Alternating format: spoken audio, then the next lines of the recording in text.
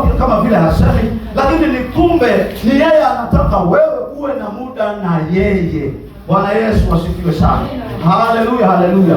Na najua siwezi kusoma sasa, lakini endelea kusoma. Hana, Biblia inasema yeye mwenyewe pamoja na kwamba mume wake alimtendea vizuri, pamoja na kwamba mume wake alimpenda sana, lakini Biblia inasema kile kitendo cha kumpenda sana tu hakikutosha kabisa kwa Hana kurizika ama kupokea furaha ama huzuni yake kuondoka ama yale masumbufu ya kupigwa maneno na Penina ni kwamba kwa sababu mume wangu ndio ananipenda basi itoshe. Hapana, haikutosha kabisa kuyaondoa ule upendo, lakini Biblia inasema ni kwamba ilimtia mzigo mkubwa sana ndani yake.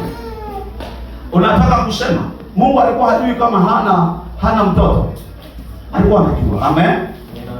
Alikuwa anajua. Mungu alikuwa hajui kwamba Hana anasemwa? Alikuwa anajua. Amen. Unataka kusema kwamba huzuni ya Hana Mungu alikuwa haioni? Alikuwa anaiona.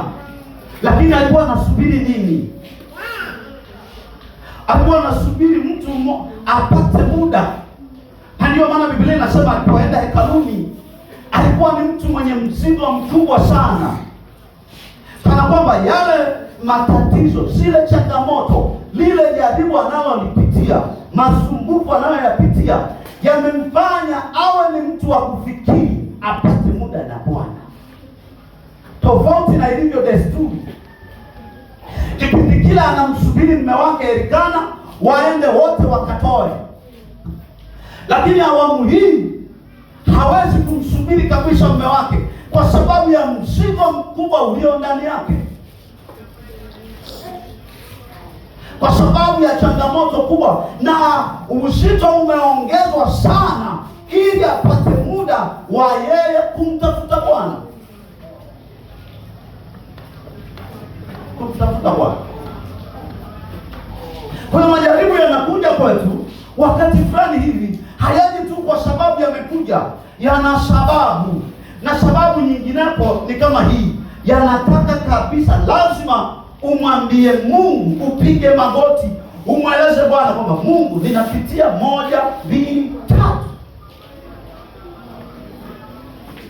Biblia inasema alipozidi sana kusema, akasema jambo la msingi ambalo na mimi nimeliandika hapo. Unaweza ukataka Mungu akusikie ama kumwambie jambo lako kwa njia ya kuweka sadaka pamoja na nadhiri. Kwa hiyo nataka nikwambie kitu hapo. Kama Hana hajapata masumbufu, hakuna wakati ambapo anaenda kuomba.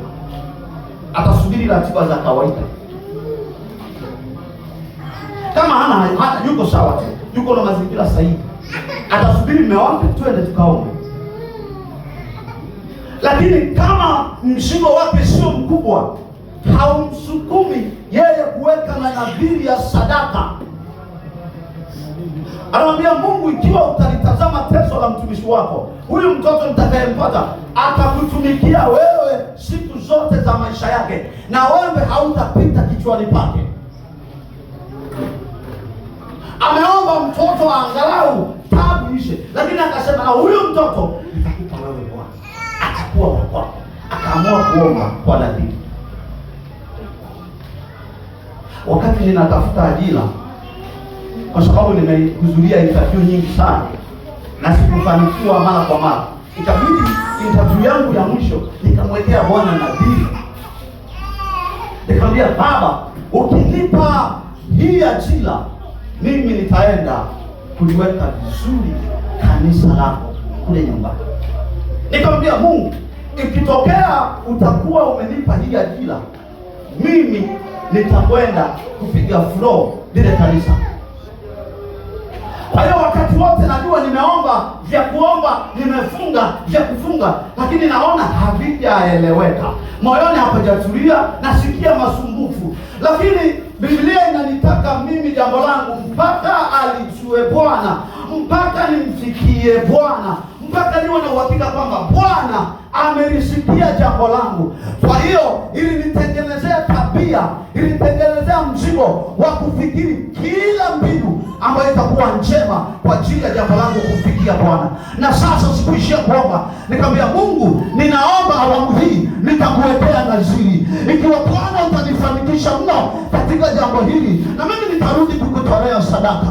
Na kuambia Bwana ni mwaminifu, na hakika kwamba ile ajira niliipata, na wakati watu wanafikiria nitaondoka mahali pale, Mungu aliendelea kunibakiza watu wanaofahamu ile habari. Wakiona hii watajua nilihangaika wakati fulani naandikiwa kabisa barua kwamba wewe sasa hutaendelea na kazi, kwa sababu niliitwa kwenye kazi nikapewa kujitolea miezi 9. Nimetoka na barua nzuri ya kazi, mwajiriwa. Nilipofika pale nikabadilishiwa kazi, nikaambiwa wewe utajitolea. Nimetoka naenda kujitolea kuajiriwa, na nimeshawaambia na ndugu, na nimepata ajira.